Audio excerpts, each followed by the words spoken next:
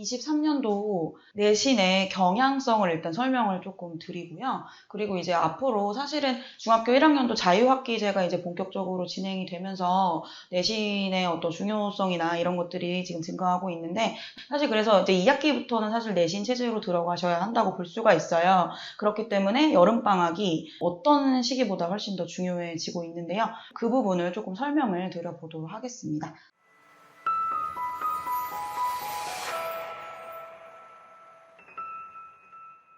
네, 안녕하세요. 이번에 설명에 여름방학부터 시작하는 중1 내신 파트를 맡은 강사 윤진이라고 합니다.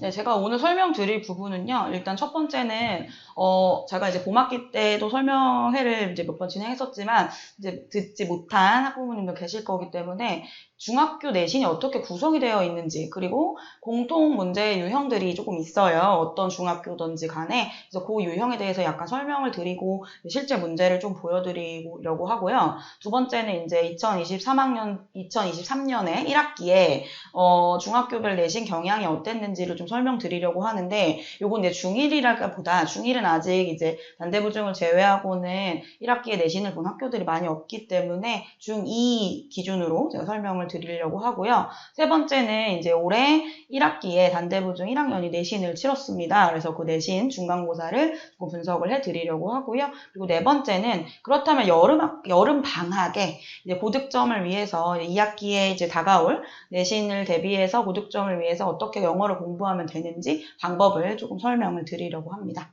일단은 중학교 내신 구성인데요. 지금 보시면은 범위는 보통 교과서 2과에서 3과 정도로 범위가 설정이 되고요. 이제 문법 같은 경우는 이렇게 교과서가 있으면은 각 과마다 목표 문법이라고 해가지고 2개씩이 이제 들어가게 됩니다. 목표 문법은 단원 하나 이렇게 나오는 건 아니고 그 단원에서 굉장히 세부적인 사항을 물어보게 돼요. 예를 들면 투 부정사 이렇게 목표 문법이 나오는 게 아니라 투 부정사의 형용사적 용법 이런 식으로 굉장히 세부적으로 목표 문법을 쪼개서 그 목표 문법이 각 과마다 2개, 그러니까 총 4개에서 만약에 시험 범위가 3과라면은 6개 정도의 문법 영역을 공부를 해야 되는 상황이 되는 것이고요. 그리고 독해 같은 경우에는 일단 가장 중요한 거는 각 과마다 제시되는 본문이고요. 근데 본문의 분량이 사실 그렇게 많지는 않습니다. 그래서 여기에다가 이제 앞에 리스닝 파트나 혹은 서로 컨버세이션 파트라고 부르는 대화의 스크립트를 넣고요. 그 다음에 이제 경우에 따라서 학교마다 교과서의 뒷부분에 보면은 이제 뭐 more reading이라든지 이런 식으로 교과서 추가 지문들이 있어요. 그 추가 지문을 시험에 넣는 학교들도 있고요. 그리고 학교 프린트에서 추가적으로 아예 외부에서 가지고 오는 외부 지문을 넣기도 합니다. 최근에는 추가 지문이나 외부 지문의 비중이 좀 높아지고 있다고 볼 수 있습니다. 그리고 이제 어휘인데요. 어휘는 사실 교과서 안에서는 그 전미사라든지 뭐 접두사라든지 이런 식으로 품사를 바꿔주는 이런 식의 학습이 많이 들어가게 됩니다. 근데 여기에 거의 모든 학교가 이제 별도 프린트를 제공해서 어떤 본문에 나오는 단어들의 영영풀이를 제공을 해요. 그래서 이 영영풀이를 암기해서 영영풀이에 관련된 뜻을 이제 제대로 정확하게 써야 하는 내용까지 중학교 내신으로 구성이 되어 있습니다.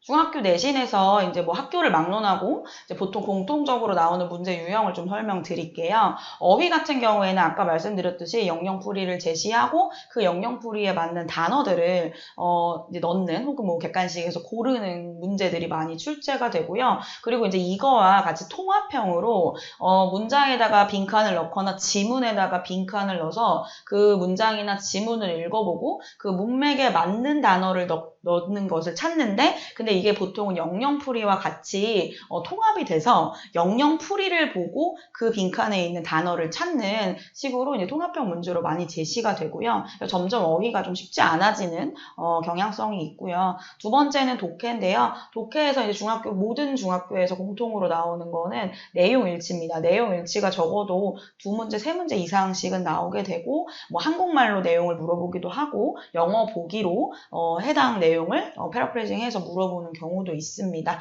그리고 이제 대화 스크립트도 나온다고 말씀드렸잖아요. 거기서는 자연스러운 대화의 흐름이 이어지고 있는지, 흐름이 자연스러운지 이런 것들을 또 물어보기도 하고요. 독해에서 이제 최근에 이제 많이 등장하는 유형으로는 수능의 유형을 좀 가져오는 형식이에요. 지문 자체는 교과서 지문을 사용하는데 예를 들면 빈칸 추론을 한다든지 아니면은 순서를 맞춘다든지 아니면 뭐 어휘 추론을 안에다가 넣는다든지 이런 식으로 수능형 문제들이 점점점 이제 내신에도 내려와서 같이 이런 식으로 풀어보는 문제들이 증가하고 있고요. 문법 같은 경우에는 오류를 찾는 문제들이 이제 꾸준하게 계속 나오고 있습니다. 다음 중 어법상 어색한 문장을 고르세요 해서 객관식으로 찾게 하거나 아니면 예를 들어서 이제 아이들이 중학교 내신에 문법을 배울 때는 이제 개념 위주로 일단 배우게 되는데요. 그 개념에서 가장 중요한 게 해당 문법이 문장에서 어떤 역할을 하느냐 하는 부분이라서 그리고 또 하나의 어떤 문법 사항이 여러 가지의 역할을 가지는 경우도 있어요. 보통 쓰임이라는 단어를 쓰는데요. 이 쓰임을 구분하는 문제 그리고 중학교 2학년 내신, 중학교 2학년 중간고사에만 좀 특징적인 부분인데요. 전치사의 활용을 묻는 문제들이 점점 증가하고 있습니다. 전치사가 이제 그 맥락상 어디에 잘 들어가는지 이런 것들을 물어보는 문제들이 증가하고 있고요. 그리고 이제 서술형이 이제 거의 대부분의 학교들이 나중에도 말씀드리겠지만 부활했는데 이 서술형의 가장 대표적인 문형은 바로 조건 영작입니다. 몇 가지의 조건을 주고 어떤 단어를 사용해야 된다거나 글자 수가 몇 글자 이상이어야 한다거나 아니면 어떤 문법사항을 꼭 써야 한다거나 이런 조건들을 주고서 그에 맞춰서 영작을 하는 방식이 서술형의 가장 대표 방식이라고 할 수 있겠습니다. 예시를 제가 좀 가지고 왔는데요. 먼저 어휘 문제 예시입니다. 일단 예시는 제가 작년에 중학교 2학년 내신 위주로 가지고 와봤고요. 일단은 작년 역삼 중 1학기 중간고사 내신이고 어휘 문제 예시 영영풀이 예시 가져왔습니다. 다음 보기에서 해당하는 영영풀이를 찾을 수 있는 단어는 이라고 해서 보기에 지금 6개의 영영풀이가 등장하고 있고요. 그래서 밑에 있는 우리 여기 보기에서 해당 영영 풀이에 관련된 단어를 찾으면 되는 문제였고요. 이런 식으로 한 번에 많이 소화해야 되는 영영풀이의 어떤 문장, 영영풀이의 양 이런 것들이 조금 있는 편이기 때문에 평소에도 어휘 공부를 할 때 이 어휘를 영영풀이를 어떻게 설명을 하는지를 좀 익숙하게 한다면 좀 좋을 것 같고요.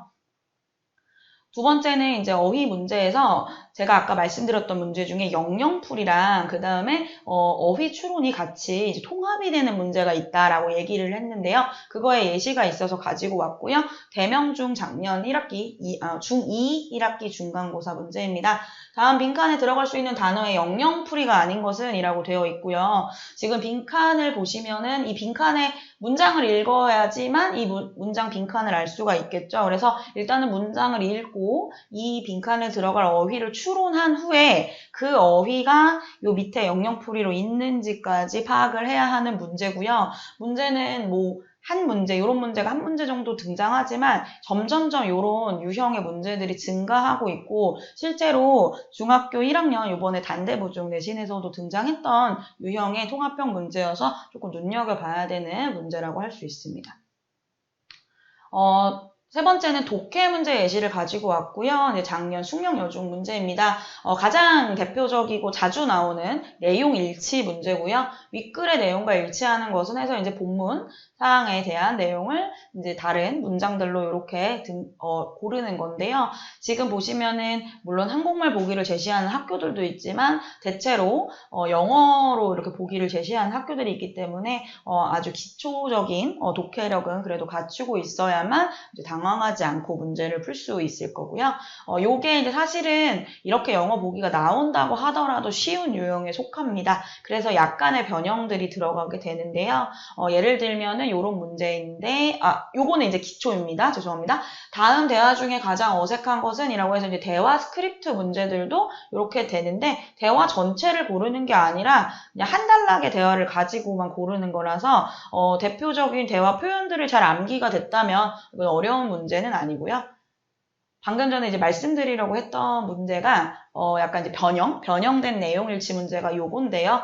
작년 휘문중 문제고요. 지금 보시면은 이제 문제도 영어로 제시가 되어 있죠. 어떤 질문이 윗글을 읽고 대답할 수 없는 질문이냐라는 문제여서 내용 일치를 한 번 더 꼬아놓은 문제라고 할 수 있습니다. 그래서 이제 질문을 아이들이 읽고 나서 이 질문에 대한 답변을 지문에서 찾을 수 있는지, 지문에서 이 질문에 대한 근거를 찾을 수 있는지 없는지를 이제 물어보는 문제라서 이제 생각을 한 번, 두 번 더 해야겠죠. 그래서 이런 문제들이 이제 어떤 학교든지 점점 증가하고 있어요. 내용일치 자체가 너무 쉽기 때문에. 그래서 이런 식의 이제 한 번 정도 더 스텝 나아가는 문제들도 한번 생각을 해야 되고 많이 풀어봐야 합니다. 지금까지 이제 보여드린 문제들 전부 공통 유형이기 때문에 이런 유형들은 자주 풀어봐야 되고요.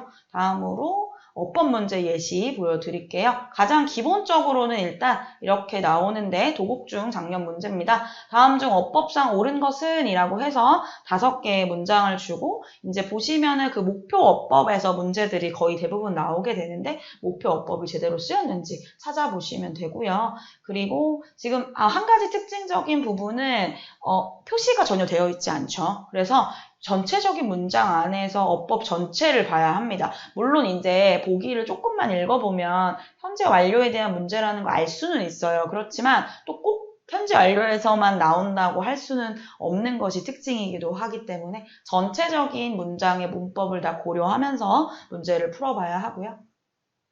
그 다음에 또 이런 예시들도 요즘 증가하고 있는데 일종의 변별력 문제라고 할 수 있습니다. 구룡 중 작년 문제고요. 다음 중 어법상 옳은 문장의 개수는 이라고 해서 아이들이 처음 내신 시험을 접했을 때 가장 힘들어하는 유형이 뭐냐면 복수 정답이에요. 뭐 모두 고르시오 이런 식으로 했을 때 아이들이 정확하게 몇 개를 골라야 되는지 모르게 되면은 그것만으로도 변별력이 될 수가 있는데 그런 부분을 약간 변형한 문제거든요. 지금 보시면 문장이 하나, 둘, 셋, 넷, 다섯, 여섯, 7개가 제시가 되어 있고 여기서 이제 옳은지 틀린지 모르는 상태입니다. 이 옳은 문장의 개수가 몇 개나 되느냐 하고 써 있고요. 지금 잘 읽어보면은 단순히 하나의 문법 사항만 물어보는 게 아니라 여러 가지 문법 사항들이 지금 제시가 되어 있습니다. 그래서 요것들을 이제 하나하나씩 분석해 가면서 어떤 게 옳은지 틀렸는지를 이제 구분을 해서 지금 개수가 나와 있죠. 그래서 사실 답은 한 개지만 유형상으로 풀 때는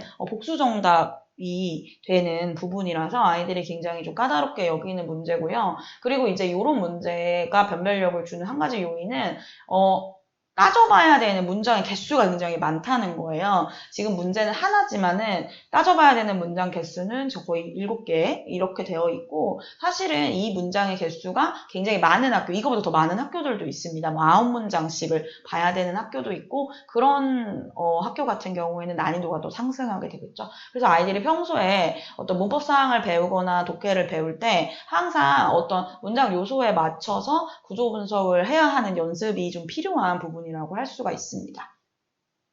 네, 그리고 이제 서술형, 가장 이제 궁금해하실 서술형 문제 예시인데, 가장 이제 서술형 문제에서 기본적으로 자주 나오는, 학교를 막론하고 나오는 문제고요. 조건 영작 문제입니다. 역삼 중 작년 문제고, 다음 보기의 단어들을 모두 사용하여, 네, 첫 번째 조건이고요.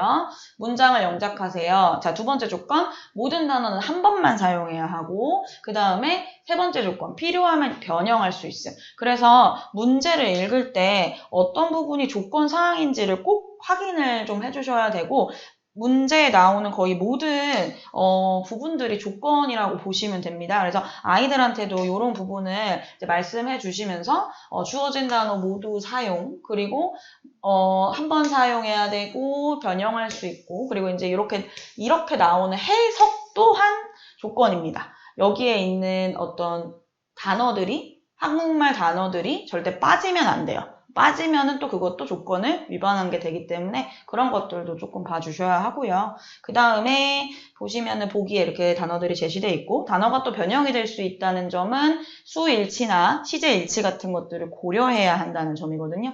그런 것들도 잘 생각해서 좀 많은 것들을 생각해야 되는 부분이기 때문에 조건 영작이 굉장히 학교별로 자주 나오고 그리고 변별력을 가르는 문제가 된다고 할 수 있을 것 같습니다. 그러면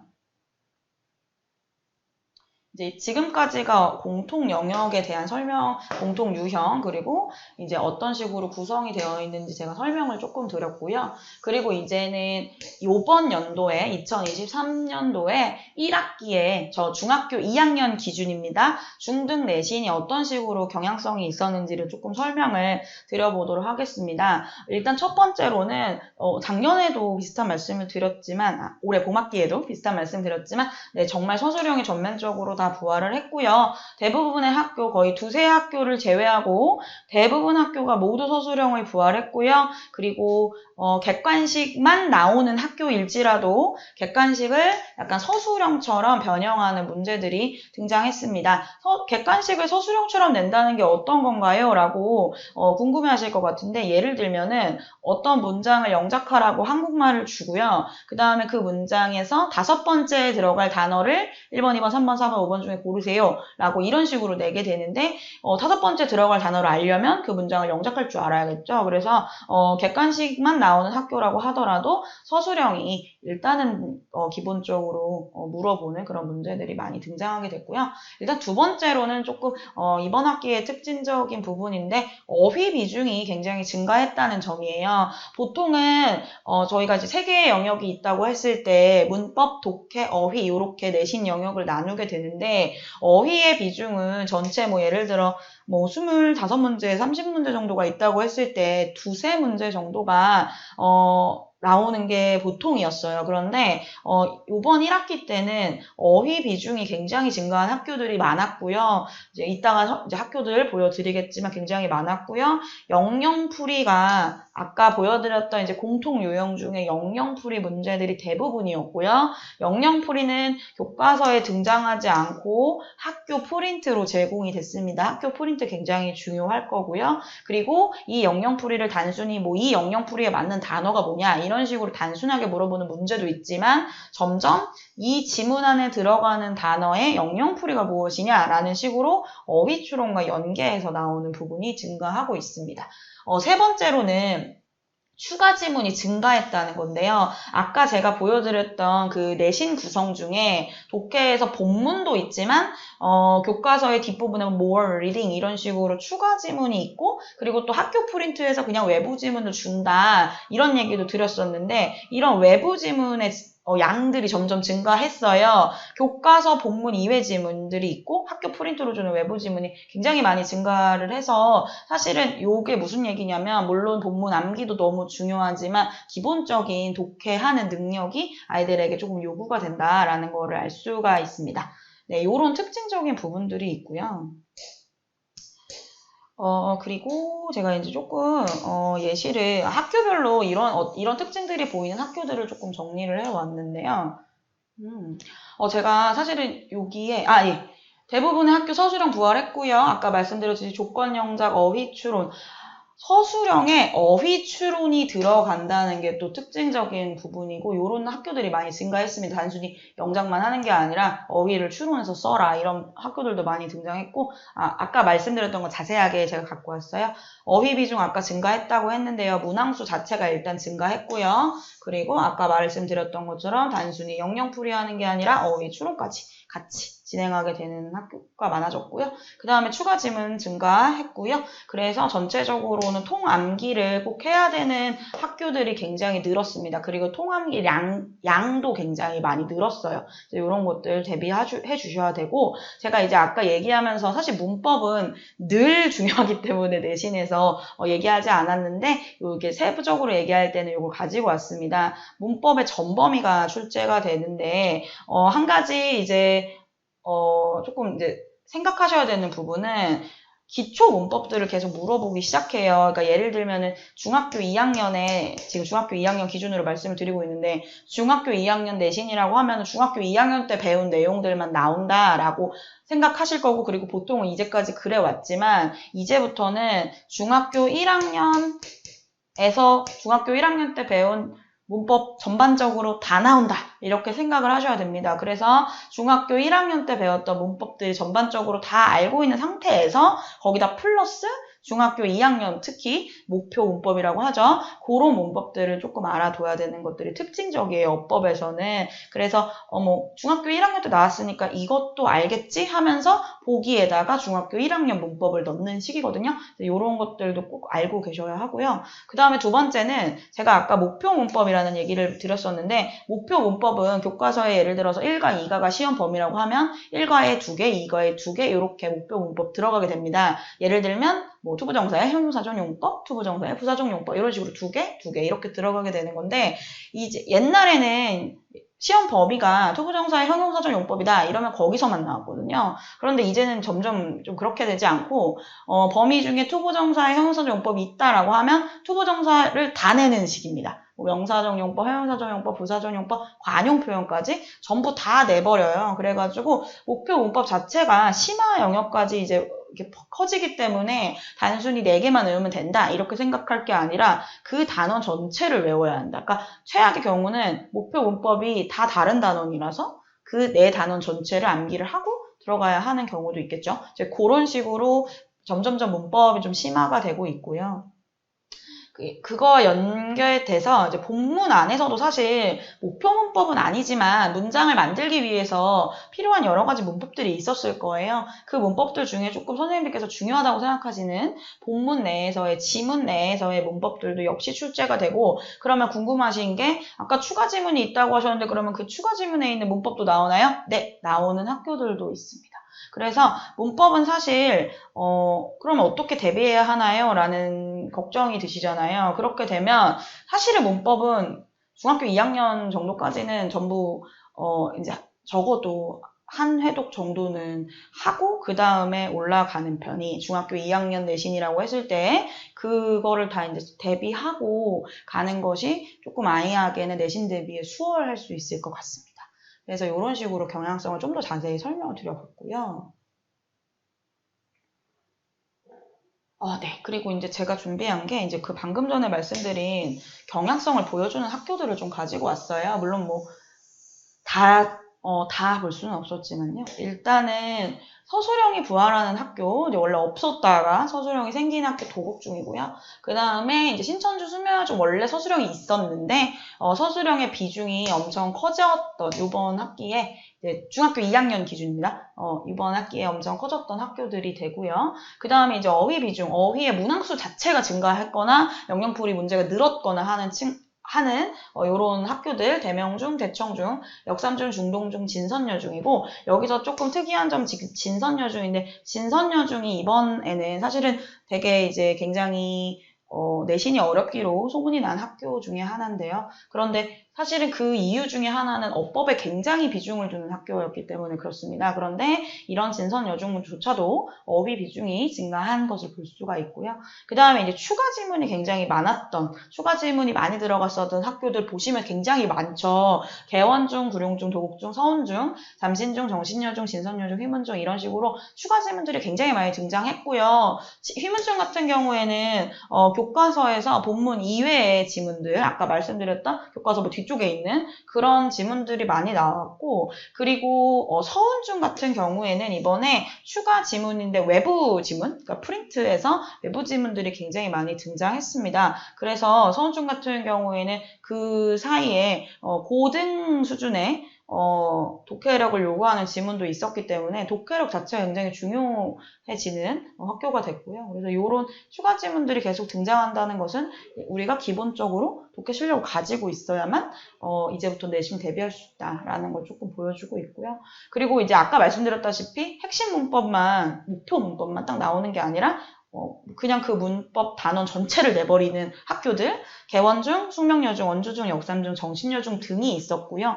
다른 학교가 아니었다는 게 아니라 좀 특징적인 부분을 보였던 학교들 보여드리는 거고요. 지금 보시면 원주중 같은 경우는 사실 난이도가 항상 그렇게 높지 않다 이런 식으로 난이도가 중상 정도다라고 이제 보통 얘기가 되는데 이번엔 굉장히 어려워졌고 그중에 그 이유 중에 하나가 문법이 단순히 목표 어법만 나오는 게 아니라 관계대명사였죠. 관계대명사 전범위가 나오게 되는 이런 식으로 보시다시피 거의 대부분의 학교가 서술형이 부활하고 어휘 비중 증가하고 추가 지문, 문법 전범위 출제 딱 들으셔도 어려워졌다는 걸 알 수가 있죠. 그래서 이제는 거의 대부분 코로나 이전 상황의 난이도로 전부 다 돌아오게 된 것 같고요. 그래서 점점 더 내신은 조금 쉽지 않아지고 있다라는 것을 보실 수 있을 것 같습니다. 네, 예시를 좀 가지고 왔어요. 좀 특징적인 학교들 이제 예시를 가지고 왔고요. 조건 형정 예시입니다. 숙명여중의 지금 1학기 중간고사 예시고요. 아까 보여드렸던 거랑 비슷하고 조건에 맞춰서 영작하는데 숙명여중이 조건을 굉장히 까다롭게 줍니다. 그래서 조건 첫 번째 보시면 주어진 문장 나 여기 위에 있죠. 통하도록 뭐 if로 시작하는 문장으로 고쳤을 것. 두 번째는 꼭 써야 되는 단어 language angry가 있었고 꼭 쓰지 말아야 될 단어도 있습니다. people. 그 다음에 조건 3, 관사, 어나 더는 쓰지 말 것 해가지고 관사 사용까지 지정을 해주고요. 보통 숙명여중은 구두점도 지정해주는 경우가 많아요. 문장 보호에 맞게 쓸 것 해가지고 하나하나의 문장을 꼼꼼하게 써야 되는 것이 굉장히 강조되는 학교 중에 하나였고 다른 학교도 사실은 이런 조건들이 굉장히 많이 따지기 때문에 조건을 좀 충실하게 하는 연습을 계속 해야 되고요. 그 다음에 두 번째는 어휘 문제 예시인데 진선여중 올해 문제입니다. 밑줄 친 A와 B에 각각 들어갈 영영풀이의 기호들이 올바르게 짝지어진 것은 이라고 해서 아예 지문 하나를 줘버렸죠. 그리고 그 지문에 이제 빈칸이 들어가 있습니다. 어휘 빈칸이에요. 지문을 다 읽어야 되기 때문에 이것도 약간 부담스러울 텐데 이 안에 빈칸에 들어간 단어들도 알아야 되고요. 밑에 보시면 이거보다 조금 더 있습니다. 그래서 영영풀이들이 한 5개, 6개 있었어요. 그러면 영영풀이를 일단 해독해서 단어를 찾아서 넣어야 되는 쉽지 않은 문제였고 보니까 배점도 낮지 않죠. 4.3점. 그래서 이런 식으로 이제 진선여중도 어휘의 비중이 점점 높아졌고 역시 또 변별력이 꽤 있는 형태로 출제가 되었습니다. 그리고 독해 문제 예시인데요. 지금 제가 이렇게 조금 공간의 문제로 이미지를 조금 겹쳤는데 지금 보시면은 잠신중 문제인데 뭐 읽어보시면 처음에 쭉 이제 읽어보시면 그렇게 이게 뭐 어렵나 싶은데 왜 제가 이거를 가지고 왔냐면 사실은 이게요 구성 자체는 본문이랑 굉장히 똑같아요. 본문이랑 동일한 수준의 구성인데 길이가요 엄청 길어져 있고요. 그리고 중요한 건 본문에 없는 겁니다. 일과 본문과 구성 그리고 내용은 비슷하게 썼지만 사실은 일과 본문에 이런 내용이 없어요. 캐나다 관련된 내용 아예 없고요. 에밀리는 친구 없고요. 그래서 아이들이 비슷한 내용인 것 같은데 이름 다르고 나라 다르고 내용 달라. 즉 일과 본문 비슷한 형태로 변형한 문제입니다. 그리고 실제 일과 본문보다 길이도 조금 길었어요. 그래서 아이들이 봤을 때 당황했을 수 있습니다. 그리고 이제 이걸 이렇게 장문 형태로 내서 문제를 2개를 냈어요. 본문 변형해서. 그래서 뭐 내용 일치도 하나 냈고요. 그러니까 아이들이 외워서 대비할 수 없었겠죠. 그 다음에 두 번째는 문맥을 고려했을 때 문맥 잘 읽으란 소리죠. 변형한 문제. 그 다음에 A, D의 뜻으로 간주될 수 없는 것은 이라고 해가지고 아이들이 그렇게 쉽지 않아 하는 어휘 추론 문제, 영영풀이 문제까지 넣기 때문에 이런 식으로 독해 문제가 본문 자체를 아예 변형해버리는 이렇게 내는 문제들도 많고 추가 외부 지문이라고 할 수 있겠죠. 어떻게 보면 이런 식으로 잠신중도 쉽지 않아지고 있습니다. 네. 그 다음에 이제 문법 문제 예시 가지고 왔는데요. 제가 아까 약간 언급한 언주중 문제를 가지고 왔어요. 언주중에 이번 중간고사 범위가 관계대명사인데 관계대명사 중에서도 주격 관계대명사였습니다. 그러면 보통은 이제 주격 관계대명사 형태만 나오게 돼야 되고 보통은 그렇게 나오는데 그쵸? 근데 사실 관계대명사를 배운 게 맞기 때문에 관계대명사의 전범위가 출제가 됐습니다. 지금 보시면 이렇게 whom이라든지 이거 목적격 관계대명사죠. 그래서 주격 자리인데 목적격을 쓴 상태인데 이게 잘 들어갔는지 이런 것들 확인했고 그 다음에 이제 뭐 이건 주격의 영역이긴 하지만 수일치 잘 했는지 그리고 뭐 계속 뒤에 보시면은 계속 그 주격 관계대명사의 영역이 아니라 관계대명사 전 영역이 같이 등장하게 되었고요. 이게 학교 프린트에는 전부 다 설명이 되어 있었다고 해요. 그래서 단순히 교과서만 제대로 볼 게 아니라 수업 잘 들어야 되고 학교 프린트에 있는 내용들도 집중해서 공부를 해야 되는 것 같고요. 네, 그러면 이제 저희가 이제 가장 사실 궁금해하실 중학교 1학년, 사실 이번 1학기에 중간고사에 지금 단대보중이 내신을 본 상태입니다. 그래서 단대보중 내신을 이제 분석을 해 볼게요. 단대보중 같은 경우에는 이제 교과서는 동아윤 교과서 사용하고요. 시험 범위 1과 2가였고요. 24문제였습니다. 문제 유형이 사실 단대보중은 기존에는 되게 이게 방금 전에 말씀드렸던 공통 영역 부분에서 많이 나왔어요. 어법을 뭐 오류를 찾는다든지 이런 식으로. 그런데 어휘도 뭐 영영풀이 이제 고르는 문제 정도. 그런데 이제 이번에 1학년 내신은 문제 유형 자체가 굉장히 다양해졌다. 그리고 어휘 비중 역시 높아졌습니다. 그리고 기초 문법이 정리가 되어 있어야만 풀 수 있는 문제가 나왔다. 그렇다는 얘기는 목표 어법 이외의 문제가 나왔다는 얘기겠죠. 네, 그래서 하나씩 보시면 영역별로 보시면 어휘 같은 경우에는 24문제 중에 4문제가 나왔어요. 17% 비중이 꽤나 증가한 거고요. 그 다음에 이제 대부분 다 영영풀이 문제였고 아까 말씀드렸듯이 어휘 추론이랑 연계해서 문제가 많이 나왔습니다. 두 번째는 독해인데요. 독해는 24문제 중에 8문제가 나왔고요. 대화 스크립트랑 본문이랑 비중이 좀 비슷했어요. 그래서 대화 스크립트도 놓치지 않고 많이 봤어야 했고요. 주로 내용 일치 나왔고 알맞은 대화 표현 썼는지 나왔고 내용 암기하면 거의 다 풀 수 있는 문제였습니다. 리딩과 연계해서 서술형 문제도 나왔는데 그것도 암기했으면 다 풀 수 있는 문제였고요. 그 다음에 이제 문법 문제 24문제 중에 5문제였고요. 목표 문법 아니라, 명사와 간사 파트에 있는 기본적인 문법, 그러니까 즉 저희가 이제 중1 때 배운다라고 얘기하는 그런 문법들도 나왔거든요. 그래서 그런 문법들 정리하는 거 필수고요. 그 다음에, 객관식에서 이제 복수 정답하는 거를 하나를 고르긴 하지만 사실은 복수 정답을 하는 그런 것들 변형 나왔고요. 그 다음에 이제 서술형인데요. 서술형이 6문제나 나왔습니다. 24문제 중에서. 서술형이 다양하게 나왔는데 어휘 추론 문제가 굉장히 다양한 독특한 형태로 나왔고요. 그 다음에 목표 어법 및 대화 표현 조건 영작, 그러니까 서술형 대부분 영작 문제였습니다. 거의 6문제 중에 4문제, 5문제 정도가 전부 다 영작 문제여서 기본적으로 조건 영작 실력이 되어 있는 편이 훨씬 좀 준비하기에 도움이 될 것 같고요. 문제 조금 자세히 보시라고 몇 개 가져왔는데요. 첫 번째는 어휘 문제 예시입니다. 어휘 문제는 아까 말씀드렸다시피 영영풀이와 그리고 이제 뭐 간단하긴 하지만 그 어휘 추론, 문장을 읽고 이 안에 들어갈 단어를 일단 추론을 해본 다음에 그것에 맞는 영영풀이를 찾는 문제였고요. 답은 아이디어였고 그래서 정답이 3번. 이런 식으로 이제 문제 풀이를 진행했으면 됐고요. 그리고 프린트가 전부 다 제시가 됐었어요. 그래서 영영풀이는 프린트에 있는 영영풀이들을 조금 암기하고 들어갔으면 편하게 대비할 수 있었을 문제입니다.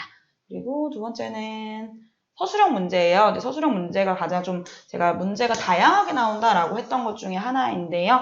일단 서술형 문제 한번 보시면 퍼즐의 어두운 부분에 들어가는 철자를 모두 조합하여 퍼즐이 나옵니다. 이렇게 굉장히 길었어요. 문제가 만든 한 단어와 근데 이 퍼즐을 조합하려면은 지금 보시면 다 영영풀이죠. 가로, 세로 전부 다 영영풀이를 해가지고 그 영영풀이에 이제 한 개씩 있죠? 그래서 모든 영영풀이를 해서 단어를 조합한 뒤에 거기에 있는 단어를 가지고 한 번씩만 주어진 단어랑 사용해가지고 밑줄 친 부분에 들어갈 말을 5단어로 영작하세요 라고 해서 어휘의 영영풀이 문제도 1번 들어가고요. 그 다음에 두 번째로는 조건 영작 문제가 들어가는데 조건 영작을 그냥 하면 안 되고 한국말이 제시가 안 돼 있으니까요. 그리고 세 번째로 그 맥락을 읽어야 하는 그래서 추론 영역까지 전부 다 들어가 있는 굉장히 쉽지 않은 문제가 됩니다. 사실은 이제 읽어보고 이거 사실은 제시된 거 학교 프린트에서 제시된 영영풀이고 여기 내용들도 교과서 본문 기반한 내용이었을 거예요.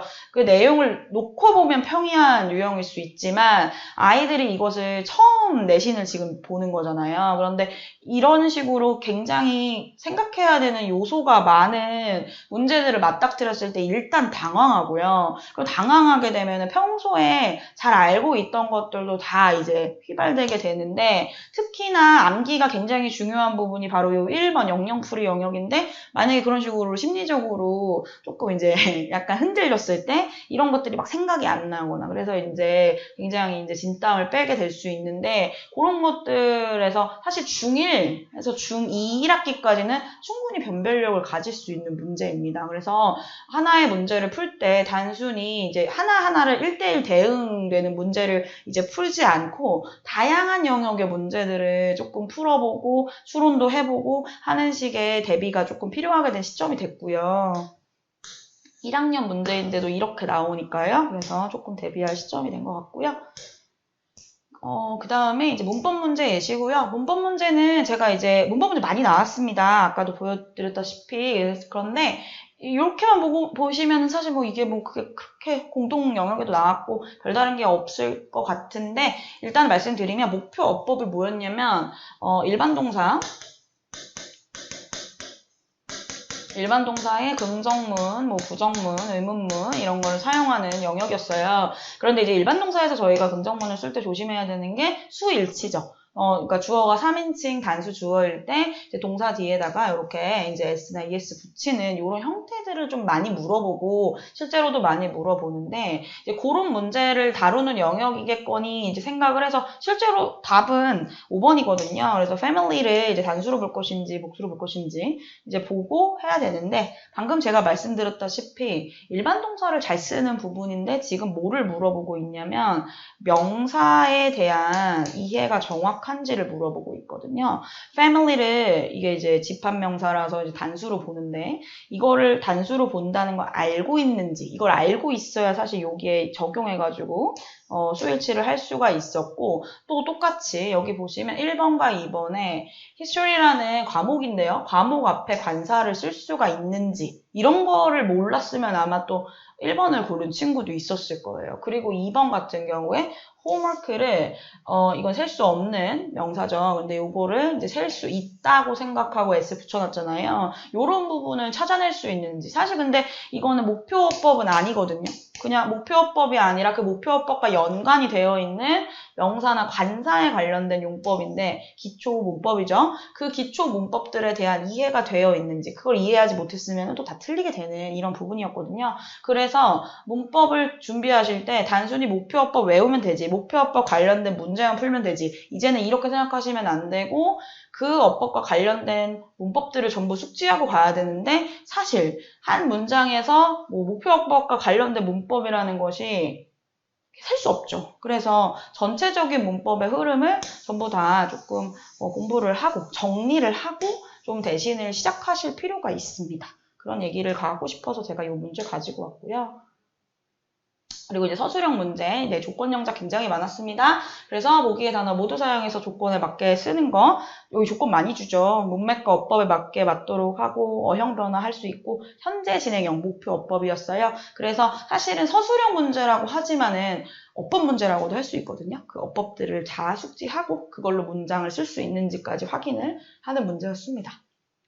네, 그러면 이러한 이제 이렇게 어려워지고 있는 대신 어떻게 하면 고득점을 받을 수 있는지 제가 4개 정도로 준비를 해왔는데요. 첫 번째는 기본 문법을 암기하는 영역이고요. 아까도 말씀드렸지만 이제 단순히 목표 어법만 암기해서는 되지 않는 것들을 많이 보셨잖아요. 기본 문법, 전체적인 문법 흐름 꼭 정리해 주셔야 되고요. 두 번째는 지금 서술형에서 가장 대세인 유형은 조건을 주고 그 조건에 맞춰서 영작하는 거거든요. 그 조건에 맞춰서 영작하는 연습 꼭 필요합니다. 그래서 평소에도 문법을 만약에 공부했을 때 그 문법 사항을 적용해서 영작을 할 수 있는지 없는지 연습 꼭 하셔야 되고요. 세 번째로는 지금 보니까 독해가 뭐 많이 어려워졌다, 뭐 외부 지문 등장했다 하지만은 외부 지문이 등장할수록 난이도 자체는 평이에요. 그 안에서 다 끝낼 수 있게끔 도와주기 때문에 본문을 통암기할 수 있는 연습 꼭 필요한데 통암기 어떻게 해야 되는지 한번 제가 나중에 설명드리고 그 다음에 영영풀이 학교 프린트에서 전부 나옵니다. 그래서 이 영영풀이 암기하고 연습하는 거 평소에도 단어 암기할 때 이걸 영영풀이를 어떻게 하지? 정도를 조금 이렇게 훑어보는 연습을 하면 좋을 것 같습니다.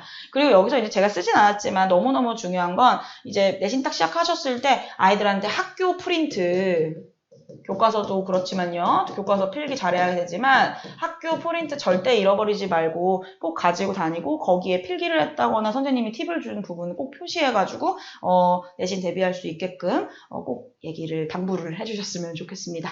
네, 그러면 제가 조금 그 관련된 예시 보여드릴게요. 일단 기본 문법 암기 저희 KNS에서 하는 방식으로 보여드리도록 할게요. 단원 흐름에 따라서 전체적인 단원의 흐름 정도는 아이가 정리할 수 있어야 되고요. 저는 기본적으로 아이들한테 정의와 형태와 종류 위주로 정리를 조금 해보라고 해요. 그래야지 이제 기본 흐름들을 이해할 수 있겠죠. 이 프린트도 지금 그 순서대로 정리가 되어 있고요. 그리고 특히 관용 표현이라든지 문장을 전환하는 연습 이런 것들 많이 해보셔야지 문법에 이제 문제 풀 때 도움이 많이 될 것 같고요.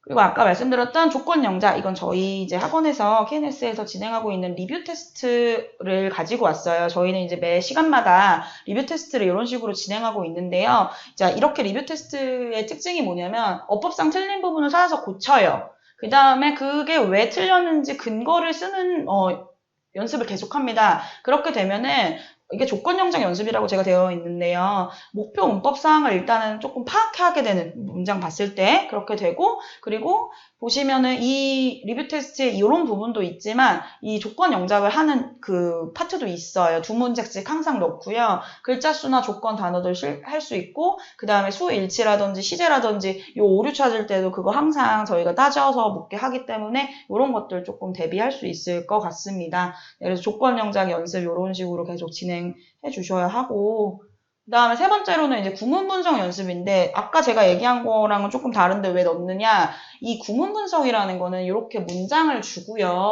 아이들이 여기 지금 보시면 잘 안 보이실 테지만 문장에 단어에 밑줄 쳐놓고 뜻을 쓴다거나 끊어읽기가 지금 되어 있고, 그리고 여기가 주어고 동사고 뭐 이런 문법 요소들을 써놓은 거예요. 문법을 바탕으로 아주 긴 문장의 구조를 분석해 놓은 건데, 이렇게 되면 저절로 아이가 어떻게 되냐면 문법을 일단 좀 인식하면서 문장을 읽게 되고, 그 다음에 그 문법의 요소에 따라서 끊어 읽거나 혹은 끊어서 쓰게 되거든요. 이제 그렇게 되면은 굉장히 긴 문장들도 어쨌든 어떤 의미 단위별로 끊어져 있기 때문에 요것들을 나중에 다시 엮어서 쓸 때 굉장히 효율적으로 쓸 수 있게 돼요. 그래서 문장을 저희가 통함기를 많이 해야 한다고 했잖아요. 그렇게 할 때 문장 통함기의 첫걸음으로 이런 구조 분석들 연습을 하게 되면은 아이가 굉장히 긴 문장이지만 끊어서 이해하게 되고 또 끊어서 쓸 수 있게 되면 긴 문장도 금세 외우게 될 수 있거든요. 냅다 외우는 것보다는.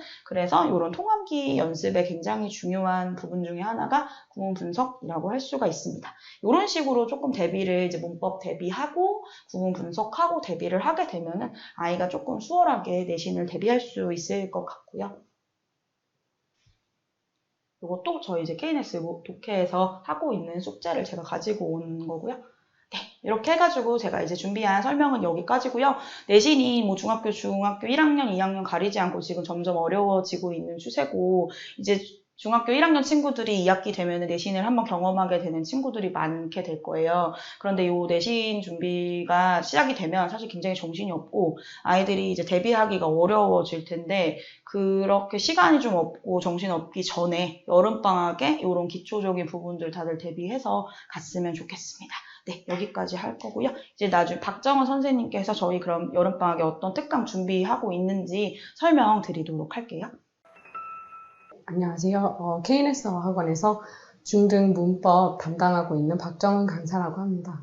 오늘은 제가 저희 KNS 어학원에서 재원생들과 비재원생들을 대상으로 준비가 된 여름방학 특강에 대해서 설명을 드리려고 합니다. 우선 독해 특강이 두 가지 수업이 저희가 준비가 되어 있는데요. 첫 번째로 구문 독해 특강과 그리고 두 번째 수능 독해 특강, 이렇게 두 가지가 마련이 되어 있습니다. 어떤 차이인지 조금 궁금해 하실 것 같아가지고 간략하게 설명을 드리겠습니다. 저희 재원생 분들이라면 저번 봄 학기에 성취도 평가와 정기 평가를 보셨을 텐데요. 독해 부분에서 저희가 고등학교 이제 모의고사를 한번 풀어봤습니다. 근데 고등학교 모의고사를 풀어봤을 때 앞부분에 조금 비교적 쉬운 문제들은 맞췄다. 근데 이제 뒤쪽에 좀 어려운 킬러 문항들을 내가 그런 좀 고난이도의 문제들은 많이 틀렸다라고 만약에 본인 성적이 이렇게 나오셨다면은 주로 그런 킬러 문항을 대비를 할 수 있는 수능 독해 특강을 좀 추천을 드리고요. 그게 아니고 좀 단어들이 조금 쉬워서 유출을 할 수 있었기 때문에 뭐 맨 앞에 좀 이렇게 신경 분위기 문제라든지 이런 문제들은 맞췄지만 그 뒤에 문제들은 좀 주로 거의 대부분 좀 오답이 나왔다라고 한다면은 구문 독해 특강을 추천드리고 있습니다. 예를 들자면 이거는 제가 이제 제 학생들과 또 저희 학부모님들께 상담을 드리면서 항상 예시로 드리는 말씀인데요. 저희가 한국어를 다 하지만 국어 영역에서 만점을 받지 못하다시피 영어를 완벽하게 한국어로 해석을 할 수 있다고 해도 사실 영어 영역에서 100점을 맞을 수 있는 건 아니지 않습니까? 그래서 우선은 첫 번째 한국어로 정확하게 영어를 해석할 수 있는 그런 능력을 키워야 되겠고요. 그게 이제 구문 독해 특강을 통해서 가능한 겁니다. 근데 그게 이제 어느 정도 된다. 문장의 구조가 보이고 정확하게 해석이 되고 이 한 문장에서 주어 동사 정확하게 찾아낼 수 있다. 그리고 또한 모르는 어휘도 그리 많지 않다라고 했을 때 그때 정확한 해석을 하고 난 다음에 그 문장이 결국 하고자 하는 말이 무엇이었는지 정확하게 그 의미를 파악할 수 있는 연습은 이 두 번째 수능 독해 특강을 통해서 가능하신 겁니다. 예를 들자면은 저희가 뭐 작년 수능에서 쓰였던 문장들 중에서 예를 들면 이런 말이 있다고 합니다. 뭐 우리는 의식을 현재, 과거, 미래로 분리하는 것이 자기지시적이다 라고 얘기를 했을 때 이 어려운 말을 영어에서 한국어로 첫 번째 정확하게 해석하는 것조차가 조금 힘들었을 건데요. 이제 그런 해석 자체를 정확하게 하는 거는 저희 구문 독해 특강을 통해서 아마 가능하실 것 같습니다. 기본적인 문법을 익히고 또 정확하게 해석에 적용을 하는 연습을 할 거고요. 감으로 풀기보다는 이제는 독해 지문 어휘 학습을 병행함으로써 어휘도 확장하고 점점 정확하게 해석하는 그런 연습을 구문 독해 특강을 통해서 하실 수 있을 겁니다. 그리고 그게 이제 되는 학생들이다 라는 경우에는 두 번째 이 수능 독해 특강을 추천을 드리고요. 자꾸 이렇게 변화되고 또 점점 더 추상적인 글들이 등장을 하는데 그런 문제들을 이제 대비를 해서 반복적으로 이제 실력을 향상을 시키고 또 수능 영어 패턴에 좀 익숙해지면서 독해의 기본기를 탄탄하게 하는 그런 수업이 될 것 같습니다. 고등학교 2학년 수준의 교재로 저희가 준비를 했고요. 이론에서부터 실전까지 수능을 마무리하는 그런 여름방학 특강이 되겠습니다. 그래서 저희 이번 독해 특강의 키워드는 일독 즉 답인데요. 한 번 읽고 앞으로 다시 돌아갈 시간이 없거든요. 그래서 한 번 읽고 바로바로 이해를 한 다음에 바로 답을 골라내는 그런 능력을 가지는 것을 목표로 저희 이번 여름방학 특강 마련이 되어 있습니다. 두 번째로는 이제 문법 특강 두 종류가 준비가 되어 있는데요. 첫 번째로는 수능 내신 중등 내신 문법과 그리고 중등 고급 문법입니다. 중등 내신 문법은 중학교 2학년 수준의 문법 교재로 같이 공부를 하는 거고요. 중등 고급 문법 같은 경우에는 중학교 1학년, 중학교 2학년 문법이 어느 정도 탄탄하게 심화가 학습이 되어 있는 학생들에게 추천을 드리는 중학교 3학년 수준의 문법 특강입니다. 중학교 1학년, 2학년, 3학년 문법의 차이가 무엇인지를 조금 가끔 문의를 주셔서 예시를 드리자면은 중학교 1학년 수준에서는 저희가 예를 들어 시제 파트에서 현재와 과거와 미래 시제를 배운다. 그리고 또 단순상과 진행상의 차이를 배운다. 이런 차이점이 있고요. 반면 이제 중학교 2학년으로 가면서부터는 그 방금 배운 그 시제의 그 기본 구분을 할 수 있다라는 걸 전제하에 거기서 이제 현재 완료 시제를 배우고요. 그리고 중학교 3학년 문법으로 넘어가면서부터는 과거 완료와 미래 완료 이렇게 좀 더 계속 심화 과정을 배우게 되는 건데요. 앞에서 배운 거를 중학교 1, 2학년 때 배운 거를 어느 정도 이 학생이 구분할 수 있다라는 전제하에 저희가 그런 설명은 조금 간단하게 하고 바로 좀 심한 내용으로 들어가기 때문에 중학교 2학년 문법을 최소 한 번 정도는 그래도 들어본 학생들에게 중3, 중등 고등 문법 추천을 드리고 있습니다. 또 앞서 저희 윤진 선생님께서 얘기를 해주셨던 것처럼 저희가 점점 더 서술형이 어려워지고 있는 추세에 대비하여서 중등 문법 특강에서는 리뷰 테스트를 보게 될 거고요. 저희만의 어떤 시그니처 문제들이죠. 근거를 작성하는 문제들이 또 리뷰 테스트에 출제가 될 예정입니다.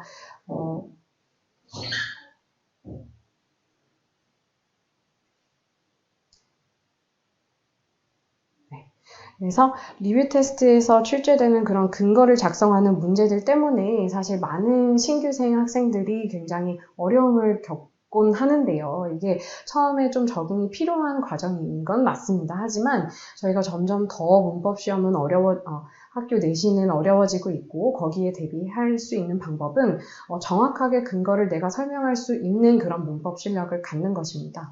하여서 저희 중등 내신 문법에서는 개념에 대한 정확한 이해를 우선 목표로 하고 있고요. 그리고 그걸 자주 출제되는 내신 문제에 적용을 하면서 이걸 내가 설명하면서 풀어낼 수 있느냐, 그 연습을 시키는 것이 저희 이번 내신 문법 특강의 목표입니다. 또 이제 중등 고등 문법도 마찬가지로 문법의 이해와 응용과 또 이제 완성을 목표로 하고 있고요. 또 영어 내신에서 저희가 100점을 목표로 정확하게 영작 문제도 서술형 문제도 다 풀어낼 수 있는 거를 목표로 하고 있습니다. 하여서 문법을 저희가 아이들에게 사실 문법 수업은 굉장히 일방적인 수업이 될 수가 있는데요. 좀 이것을 쌍방향으로 어떻게 하면은 문법 수업을 재미있게 또 아이들이 참여적으로 할 수 있을지를 고민을 해 보았습니다. 그래서 이번 여름방학 방학 특강에서는 문법 시간에 아이들이 직접 문제를 설명해보는 그런 시간을 갖게 될 것입니다. 문제를 이렇게 객관식 문제든 서술형 문제든 감으로 풀어낸 다음에 그걸 맞았다라고 하는 거는 너무 이제 불안한 실력인 것 같아가지고 이거를 직접 아이들이 설명을 하는 그런 시간을 마련할 것인데요. 그렇게 자기가 나와서 혹은 자리에서 스스로 설명을 하다 보면은 감으로 이해하고 있었던 부분이 어느 정도 정리가 되면서 좀 더 깊은 이해가 되는 과정이 있을 거거든요. 그래서 그렇게 참여형 문법 수업으로 이번 여름 방학 문법 특강은 준비가 되어 있습니다.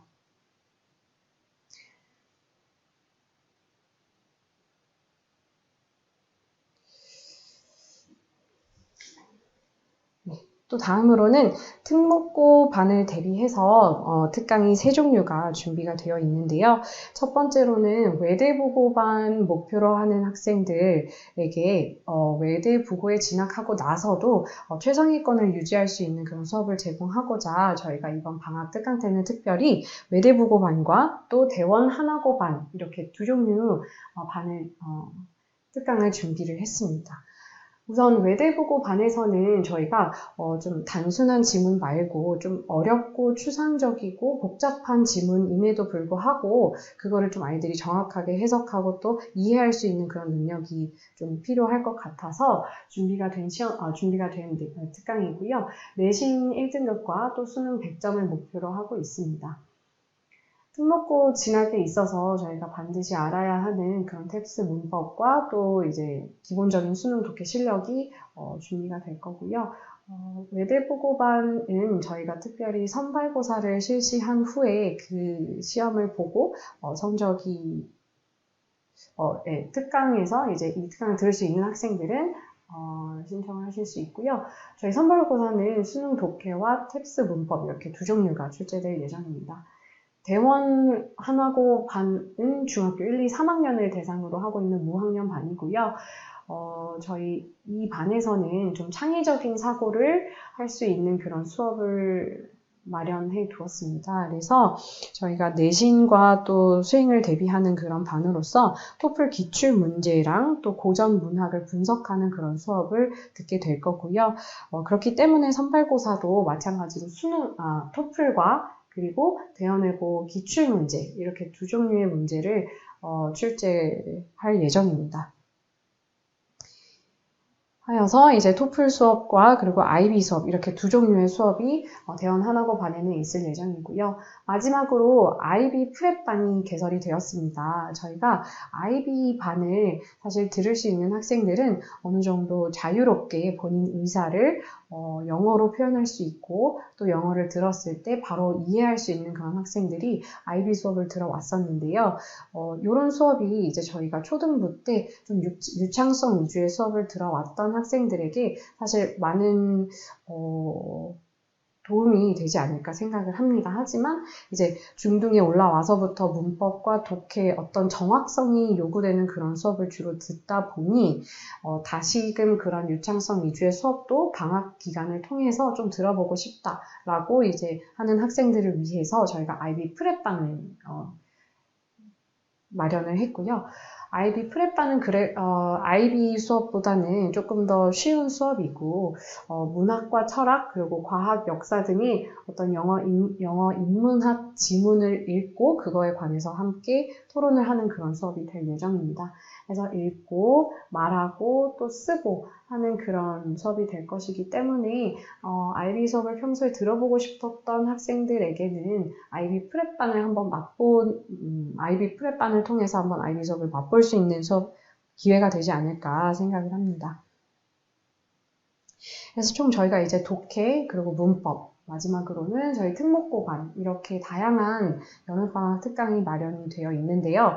항상 방학 때마다 저도 이제 특강을 진행하게 되면은 느끼는 몇 가지 아쉬움들이 좀 있었습니다. 예를 들어서 저희가 오전에 아침 일찍 만나기로 했는데 저희 학생 여러분들이 아침에 일어나는 걸 너무 어려워할 때가 있었어요. 그래서 조금 수업에 항상 늦게 들어오거나 늦게 들어와서 앞부분에 어떤 수업을 놓치는 그런 경우도 굉장히 좀 많았고요.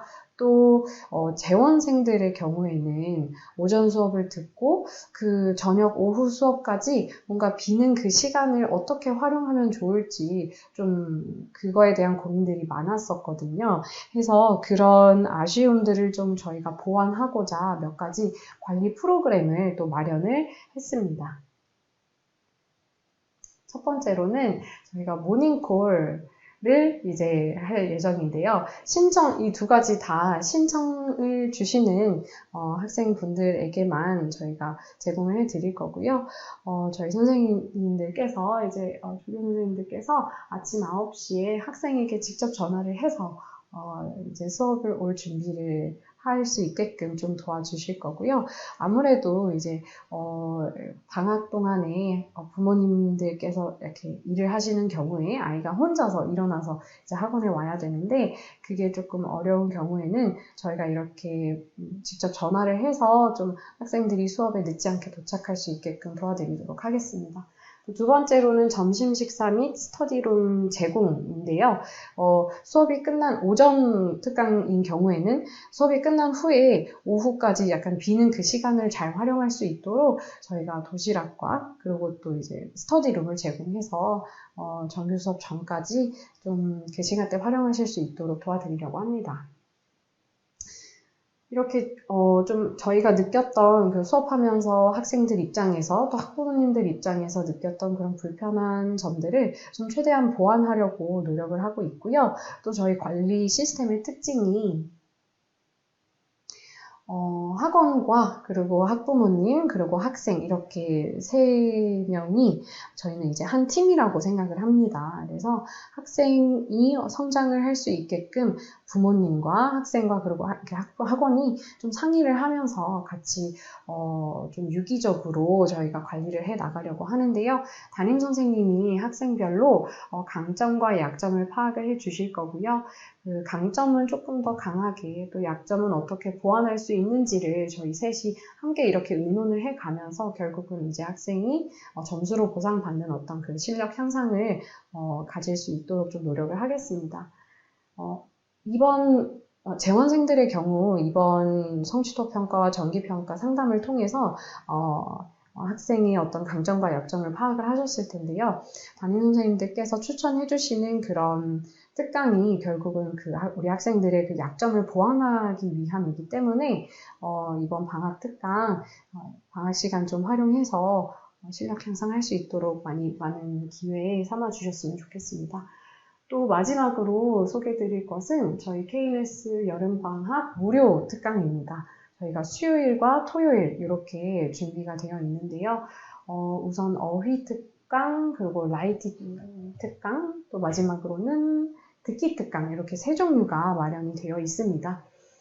어휘 특강 경우에는 저희가 단어를 어떻게 외워야 될지 모르겠다라고 굉장히 어려워하는 학생들이 많았어요. 그래서 단어를 외울 때 어떻게 효율적으로 암기할 수 있는지 그 방법을 좀 가르쳐 드리려고 하고요. 또 단어가 가지고 있는 접두사라든지 접미사, 어근들을 좀 파악을 하고 난 후면 사실 단어 외우는 게 훨씬 더 쉬워지거든요. 그래서 그런 수업도 마련이 되어 있습니다. 라이팅 수업은요, 저희가 수행평가를 대비한 시간인데요. 저희가 주제를 주고 글을 써와라 라고 이제 수행평가가 나왔을 때 학생들이 좀 그걸 어떻게 써야 되는지, 어떻게 접근해야 되는지를 많이 어려워 하시더라고요. 그래서 저희가 미리 주제를 주고 그거를 써서 수업 전에 제출을 하게끔 할 거고요. 그렇게 해서 미리 제출된 라이팅을 저희 선생님들께서 미리 이제 첨삭을 해 주실 겁니다. 그런 다음에 수업 시간에는 그 학생이 써서 작성한 그 글의 어떤 장점과 단점, 어떻게 보완할 수 있을지, 어떻게 더 잘 쓸 수 있을지 이런 점들을 수업 시간에 논의를 해 주실 거고요.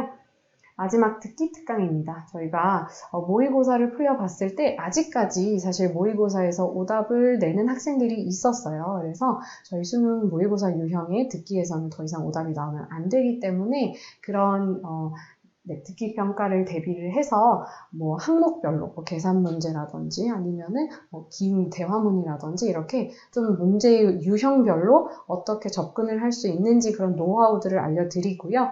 또 딕테이션과 쉐도잉을 통해서 듣기 능력을 향상시키는 그런 특강이 될 것 같습니다. 네, 이상입니다.